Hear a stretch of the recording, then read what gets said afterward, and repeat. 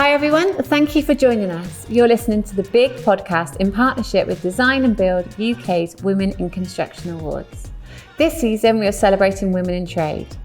I'm Leila Gunter, and coming up in this first ever Equality in Trade podcast, we're going to be talking to Michaela Wain from the BBC's Apprentice about how she first entered the construction industry, her experiences, good and bad, and what led her to her current mission.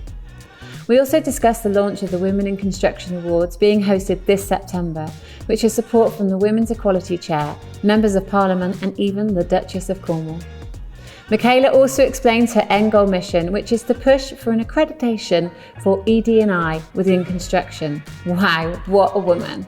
This podcast is a must listen. Michaela is so passionate about making a difference. It's hard not to feel like we all need to get on board and take action. But first, don't forget to give us a like and subscribe on your favourite podcast platform. And if you want to contact us or find out what else we've been up to, you can follow us on our socials.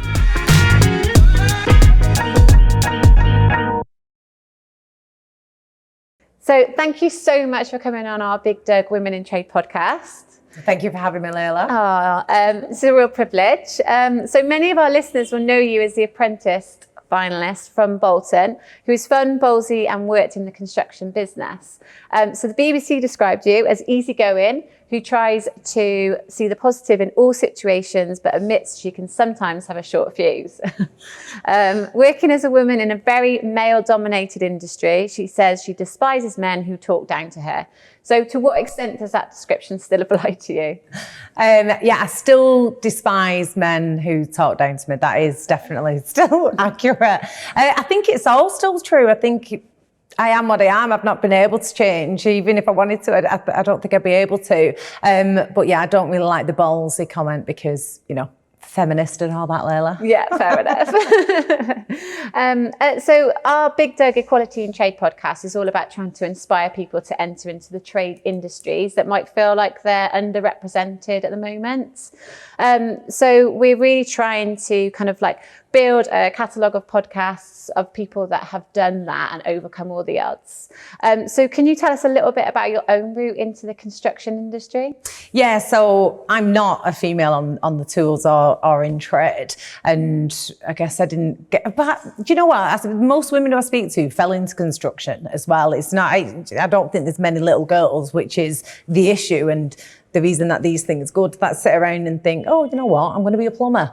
Because the conversations don't happen in the home or in society. I was the same. It's slightly different in that my dad was a joiner / builder and my mum was an estate agent. So there was always flipping properties when we grew up. So I was in that environment. I'd be taken on to, there was only properties, but we was taken onto the sites and mucking in as well. You know, it's a full family affair. So I was always familiar with construction. My dad's an engineer. It's my stepdad who's the builder. So my dad's an engineer. I have two older brothers. I love to play football. So I've always been like one of the boys or referred to as a ladder and, you know, those kind of, a tomboy, those names growing up. So it wasn't out of my comfort zone to get into construction. Yeah. But I actually, when I left school, I did my A-levels and I went to studying religion and special needs at university. So I had zero intention of being in construction. So when I left university in a gap year, I went living at my dad's house. He was the soft one, my mum was the strict one. I thought, easy ride, get hammered every night. My dad's gonna pay for it. I'm buzzing. But he grew us there after about 6 months, said, Michaela, you better get a job or I'm gonna kick you out. So I was kind of forced into getting a job, handing my CV around Bolton. 2 jobs got back to me. One of them was working at Greg's pasty shop. And I don't know if you've seen them blue hairnets, but it's like a 19-year-old girl. I weren't going to be wearing that in Bolton Town Centre. The other one was working for a construction magazine. So I'd always had an interest in it and I'd been around it. So I was like, absolutely, I'm going to jump into this. It was a telesales rep selling advertising into this national publication. My dad thought it was one big con. He doesn't believe in sales. You know, he's an engineer. And he was like, nobody can earn that much money, Michaela, at your age. I'm like, shut up, Dad. So I've gone for this. I just did really well. I had the gift of the gab. was successful at that company, went to a new startup so I could really show who I was and hopefully get promoted. The first company was a larger one, so I thought I'm never going to be a sales manager here or a team leader. There was like 50 people in front of me. So I moved to this startup. They was doing maybe $6,000 a month turnover. Was that a magazine as well? Yeah, the same magazine, selling advertising. Yeah. And I was like, I can really change this because I can smash out $20,000 sales and they're only doing $6,000 sales a month. So let's go in and see what impact I can have. So I did incredibly well, helped them with recruitment, taught the MDs like different sales processes, sales techniques, helped them basically build the business. And 3 or 4 years into it was 2 young male directors, and 3 or 4 years into it, they said they're looking for a sales manager. So everybody at the business at this point is like, obviously Michaela's going to get it. But they just said to me, like, point blank as well. I don't feel like they realised this was discrimination, but it was like, oh, you don't apply, Michaela. We want an older man for the job. No way. I was like, what the hell? Like, how can you say like an older man who's going to look like this is going to be better than me, who is they're now doing $100,000 a month turnover? Like, I've literally proved myself. But anyway, I fell pregnant at this time. I was 24 years old, fell pregnant, couldn't go anywhere else, stuck it out. They brought in the older man. They stuck to the word, Nigel. He was probably a super nice chap, but I give him absolute hell because I took it out on him, you know. And he said to me, oh, we need you to train him. So then I had to, like, the absolute salt to the wound, but I was just stuck there. So after my son was born, when he was about 4 months old, I thought, do you know what? I'm never going to progress within this industry. It's media and it's construction. I'm just going nowhere. So I just, this was a long-winded way of telling you how I got into construction. No, it's interesting. I realised. So anyway, I just packed up my stuff and left. And I think a lot of women in construction are in jobs when you hit these glass ceilings, you know, you stick it out because you've got a family, you've got children. And I was just like, I'm not living my life. I was only 25, but I just thought there is no way I'm going to progress. Things won't change. I didn't trust moving to another business was. So I just said to my brother who worked there in a different department at the time, I just said, I'm leaving. Like, he's 5 years older than me. I said, are you coming with me? And he was like, what do you mean? I said, I'm going to set up my own business, Lee John. Are you coming or are you not? Like, I was all like worked up, like, I'm ready to go.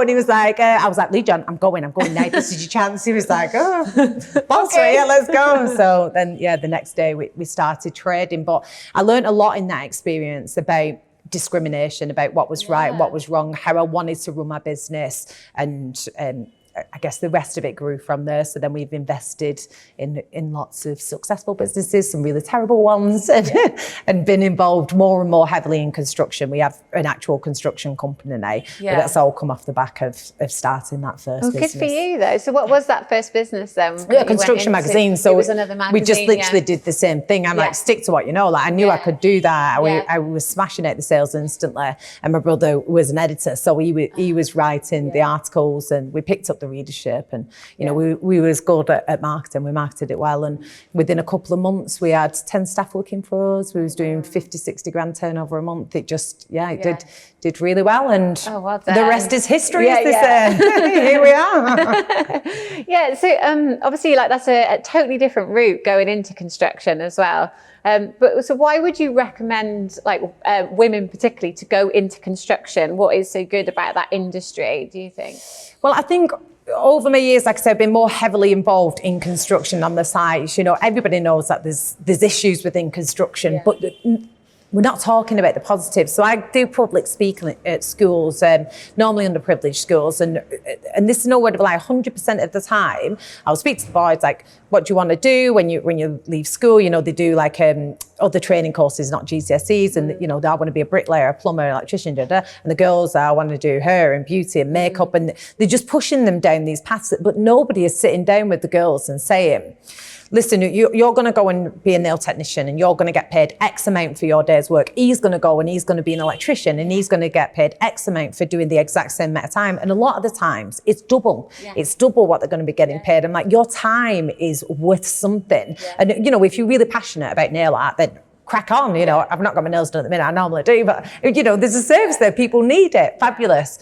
But if you're just doing this because you think there's no other option, you really need to be considering what these are doing because of the money. Like, we need to speak about it. It shouldn't be shied away from. And then on top of it as well, you know, I don't really believe in the site culture banter, but it is so much fun at working in construction. You know, you change people's lives when you're building things, but you literally change the landscape, and that lasts forever or for hundreds and hundreds of years. Like, how many times have you been in the car with somebody, they're like, oh, I did the windows on that project and I put the steel in there, and it's like, it's a pride thing at the end of it that isn't going anywhere. It's not just like I do a magazine that will be thrown in the bin after a couple of months. This is buildings that will remain forever, and that's, you know, you can have a part to play in that as well. So I think, and the career opportunities, it doesn't just, you can start off on the trade or, you know, on the tools or in a trade, and then progress, be a project manager and really work your way up. And we were talking about really, really good money. And again, I'm a money person, I'm a business owner, but it should be spoken about. And, you know, women should have their fair share of that as well. Yeah, 100%. And so since The Apprentice, really, you've been on a mission to try and raise awareness about this, aren't you? So what's the statistics for women that are actually in the construction industry at the moment? So, well, the latest report's just come out, and it's gone from 13%, where we've been stuck for many years, up to 14%, which is great. And I think all things like this help with that. But there's still only 1% of women who are actually on the tools. So, you know, it's 99%. It's heavily male dominated. And there's an abundance of reasons for that. But I think a huge part of this is society's perception of the construction industry. Even beyond what takes place in the industry, it's what people think takes place in the industry. So we need to change what's actually going on and highlight all of the positives of it so that we can start attracting more women. Yeah, absolutely. And it's starting at grassroots, isn't it? Like I said to you a moment ago, I was a teacher, and I know that when we did careers, like the girls just were not given any of this information. So it's starting from the schools, It just isn't spoken about. And again, it's people thinking, oh, if you work on a building site, you're carrying around logs, you're digging holes, you've got your pants around your ankles, everybody's wolf whistling. And that isn't reality. And the industry isn't amazing now, but that is not the reality of a construction site. So we need to talk about, and it doesn't just have to be that. You can be a quantity surveyor, a project manager, you can own your own business, you can be in marketing. There's all different things that you can do within construction that need to be spoken about. We have a skills gap shortage that we haven't seen since World War II, and we're ignoring 51% of the population by still being like trying to attract this same clientele, which is on the tools, men from underprivileged backgrounds, and within construction, either these boys have worked their way up, or otherwise men who have finished a university degree. Like, that's all got to get knocked on the head, and we need to start looking at other pools to get candidates from. Yeah, 100%. So so your mission, so where did your mission begin? Because obviously you had that really awful experience in your first company. So then what did you start to do, and how is it kind of like snowballed to where you're at today? Yeah, well, to be honest, at the time, I didn't realise how rude that situation was. I just thought, oh, they're dicks. So, you know, I'm going to start my own business, basically. But I didn't realise, actually, that's ageist and sexist. I was still quite young, so I was just cracking on. My aim was just to earn money, do well, provide for my son, blah, blah, blah. And then it was only when I went on The Apprentice, and from about episode 3 up until 6 months after this show had aired, I had in excess of 10,000 messages, and that might be phone calls, emails, DMs, whatever, all different messages from all different people, but predominantly women, either in construction or who had left the industry, or potentially some who wanted to get into it. Most of them was just messages of thanks for representing women in construction. I did not know this was a thing at that time. I didn't know I was a woman in construction. I knew I was a woman and in construction, but I didn't realise I was any different to other people.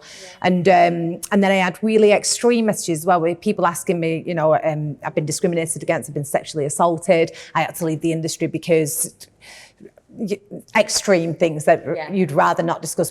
And I was just like, oh my God. At the time, I was offered the opportunity, I'm going to call it that, to go on Big Brother. But it wasn't, and I was like, oh, it's not really an opportunity. And if I had a drink, I could really ruin my career. So I'm probably going to swerve Big Brother and try and double down on this problem that's been brought to me. And I felt like if I continue my platform in a professional manner, I can really help these people who have been coming, or these women who had been coming to me, which is when I set about saying, right, I want to change the face of construction. I really started to research it, network with more women, start to bring a community of people together and try and figure out what impact I could have with that platform to make a positive change for the women who who want to get into the industry and the women who are currently in the industry who we want to retain as well. So yeah, it was the Apprentice. It gave me the platform. It opened my eyes to the world of women in construction, and for the last 5 years, that's pretty much all I've been working on. It's so inspiring though, and like the fact that you like have given up those opportunities, like you said, to go on Big Brother, which could have, I guess, led to more money and more fame, but you've taken a much like kind of more like a mission almost, really, to try and kind of raise this awareness and change things. So what are you doing to try and change things at the moment? So we've got several initiatives running alongside each other. We've created a roadmap with the National Federation of Builders, where we're asking companies, large, small, micro businesses, SMEs, to sign up, read the roadmap of this is how to attract and retain women, and then ask them what goals they're setting for the next 12 months to be able to improve the ED&I numbers within the business and check in with them. That roadmap we want to take to government level and say, my end goal with all of this is to get an accreditation which is passed by government. You know, we have accreditations for health and safety, we have accreditations for being a member of this and a member of that, but there's no accreditations for people. And that's the most important part of every business, not just construction, any business. And there's nothing to say, I have passed this and I'm showing that I am, you know, I care about the people who work for me. So that is my end goal, to get an accreditation for ED&I within construction. And how would that work then? So would businesses then be able to say, right, so we've got this accreditation, and then kind of like recruit people? And yeah, so I want it to weight the public procurement tender process. So if you're going to say, I want to be the electrical company working on this NHS hospital, then for your tender, instead of it just being it's based on all kinds of things now, on your price and all the rest of it, but it's to be heavily weighted on the ED&I aspects of it as well. So for you to say, you know, I have this many people from this background, this many people who are women, and go through, and for that to weight your tender. So if you were doing really well in the ED&I space, then there's more chance of you're getting onto these public procurement contracts. You can't do it just yet in the private sector because it is just all about money. But, you know, government and public procurement, that is where they should be making the change, because it's the people of our country and they should be reflected in the businesses that we're running as well.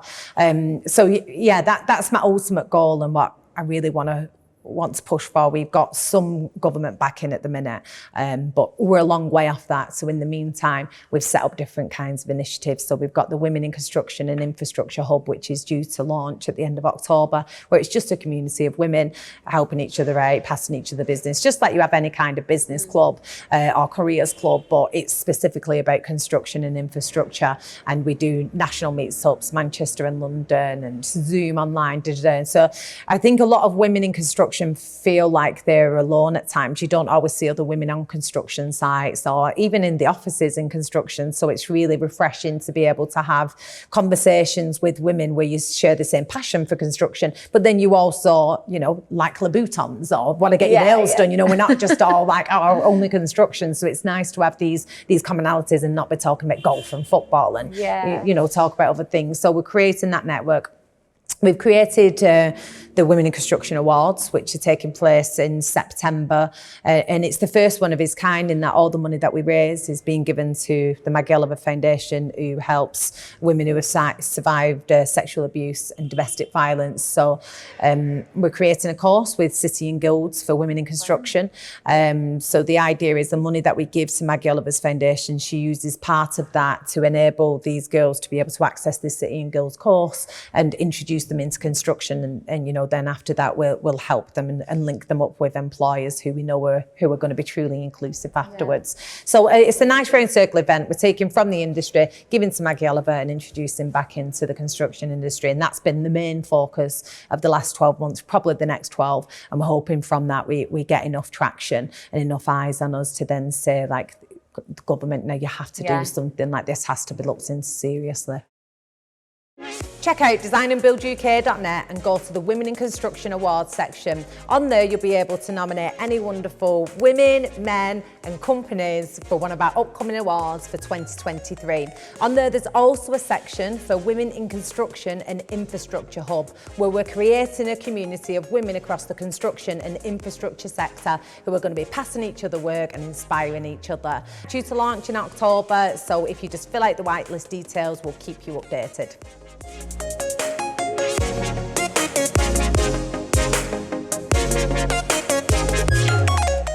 Thanks for joining us on the BiGDUG podcast in partnership with Design and Build UK's Women in Construction Awards. We're currently chatting to Michaela Wain, a BBC Apprentice finalist, ambassador for women in construction and owner of 5 construction-related companies. Be sure to follow us and Michaela on socials and show your support. So how did the Women in Construction Awards come about? So we'd been doing awards of a type in our magazine every month. At Design and Build UK, we have the largest online and hard copy magazine in the construction industry. And so we have a section about all different things, sustainability, tech, but we've got a section for ED&I and within that women in construction.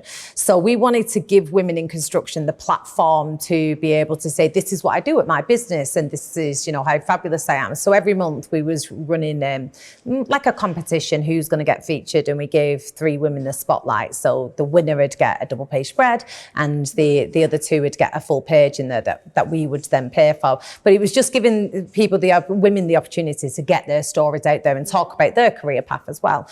And during the process of all this, Hayley Roberts of Cube Lighting got in touch with us, asked us to design a website, and she was a client, but we ended up friendly because, you know, women in construction, I don't get that many women coming to us either. So we ended up having a good relationship, and we decided just to take this thing live. We was getting so many amazing applications coming through every month, and we was like, we really need to do this as a bigger thing. And, you know, I have a bit of a platform still to be able to promote this. So let's go all at it, because it's going to make a bigger impact if we make it a live and in-person event.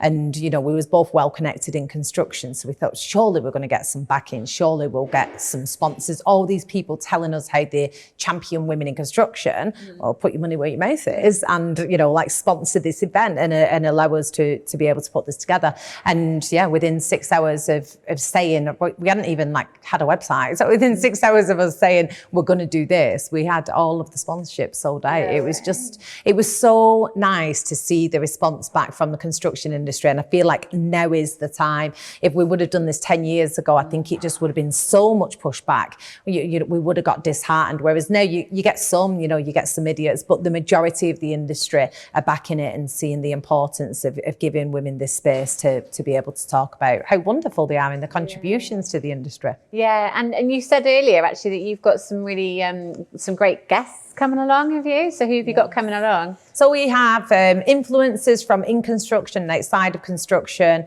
We've got tier 1 and tier 2 contractors, members of parliament, the women's equality chair and the housing planning minister. The construction minister was going to come and everybody started resigning. I was like, oh, calm down.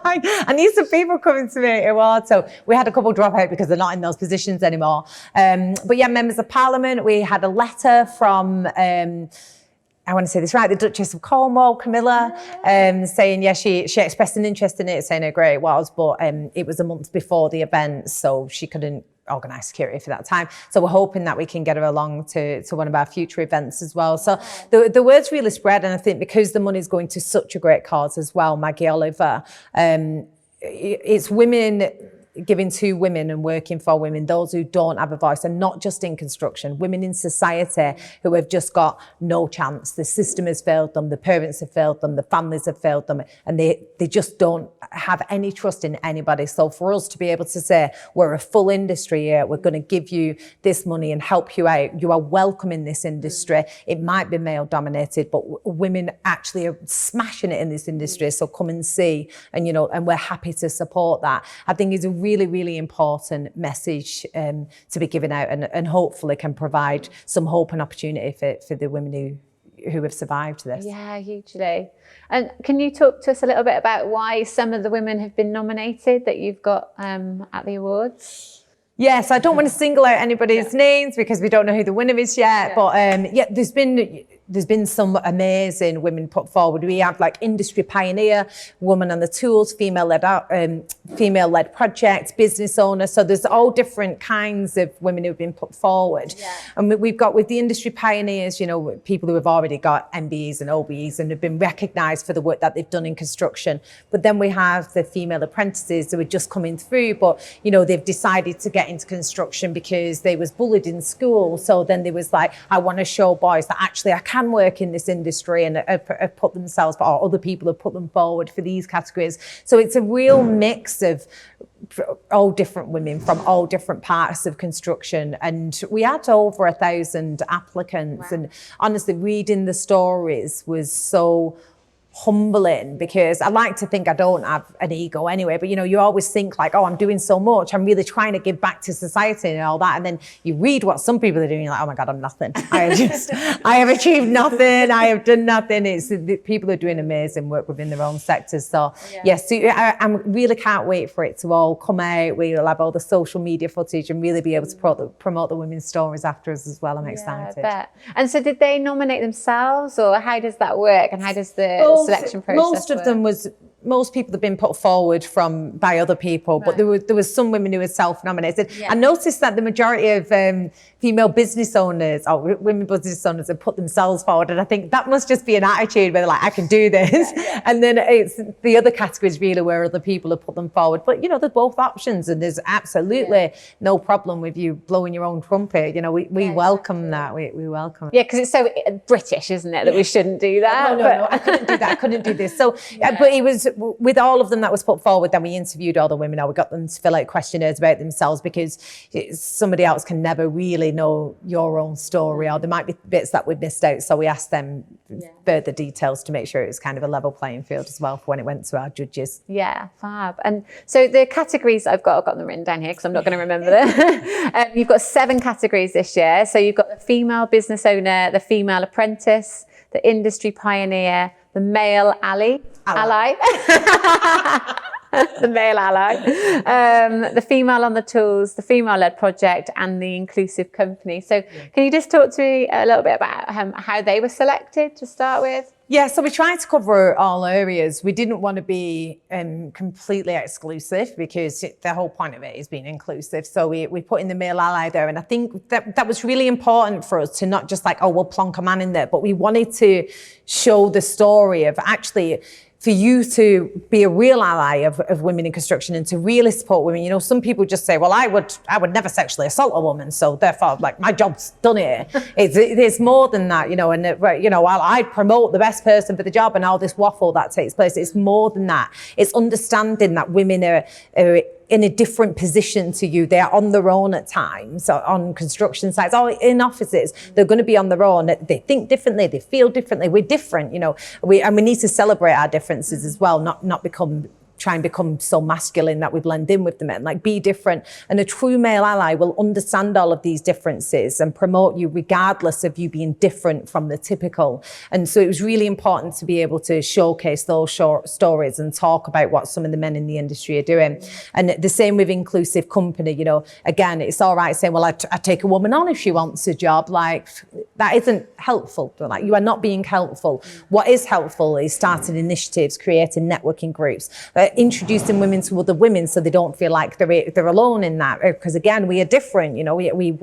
We perhaps prefer community over ambition, very general, but in general terms. So we need to understand that and create the right environment for women as well. So it was important, again, to be able to showcase inclusive companies, show what they're doing. So hopefully some of the people who were in the room on that evening or who are going to see the event afterwards online can take inspiration from that. Yeah, and take action. Yeah, and do something about it. Yeah, exactly. Just copycat. It's been successful for them. We'll do the same thing. Yeah.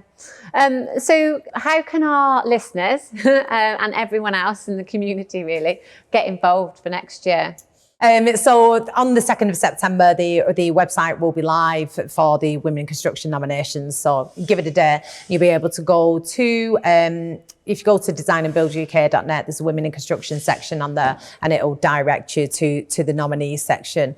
So you'll be able to nominate any fabulous women, men and companies again.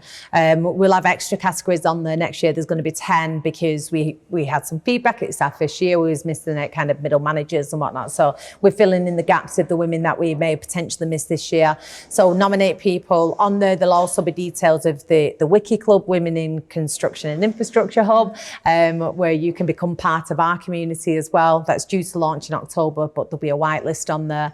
And I think that the most important thing that everybody needs to be doing. If you're a woman listening to this and you're in construction, then talk about you being a woman doing something in construction, or just talk about construction. Just show the work that you're doing, go onto social media, go into schools and try and inspire somebody else. Because imagine if you left a legacy at the end of your career in construction, and you know at the end of it you inspired hundreds and potentially thousands of women to follow in your footpath, and you was put on that pedestal. I don't think there's anything more powerful, and there's not many other industries where you can leave that legacy. We're still open to it because of the situation of this particular industry. So I think just go on and don't be a dick, and try and inspire other people to get into the industry. Yeah, amazing. So our mission on this podcast is to inspire and motivate women to actually enter into a trade. What would your advice be to those women today? Just do it. Just absolutely go for it. If you can, then speak to your local colleges, or get yourself online and look for other women on the tools, women in the trade, women in construction, clubs, organisations, groups, anything like that, where you can get advice from those women so that you can learn from them. What I have found is the majority of women in construction, or even those who have left the industry, always want to help more women. And they've been through the rougher part. The women who came through in the 70s, 80s and 90s have been through all of the issues. They're well connected. And you need to be part of, I think, the first steps of a community, understanding the reality of construction, understanding is this perfect for you, and then making sure when you do enter the industry, you get put into a good organisation, or you apply for the best organisations. You don't want to leave yourself, you want to basically be at the most inclusive company and give yourself the best opportunity to progress within construction. But honestly, those are more of the warning signs. It is brilliant. There aren't many women who, despite the issues in construction, you can compare this to really progressive industries. There aren't many women who don't love it. Everybody loves it. It's so much fun. It's different every day. And again, the money is really, really good. And you don't need to have a huge skill set at the moment to enter into construction. You can learn it on the job. You can go in and be an apprentice and learn it on the job. It might take a couple of years, but you're not getting in debt like when you was at university. Yeah. So think about the money as well. Think about how you can progress. Think about the career, but most importantly, speak to other women who are in construction or on the tools. Amazing. Oh, thank you so much. You've been amazing. We really, really appreciate you coming on our podcast. Yeah, thanks, Leila. It really was so wonderful chatting to Michaela Wain today and hearing her story. So if you want to find out what else she's been up to, you can follow Michaela on socials and also Design and Build. Before we go, just a reminder that this pod is part of a series in partnership with Design and Build UK's Women in Construction Awards, as we celebrate some truly inspirational women in the trade. If you want to know who else we'll be talking to, give us a follow and a subscribe on your podcast provider, and they'll be delivered straight to you. You can also follow us on our socials. But until next time, thanks for listening, and bye for now.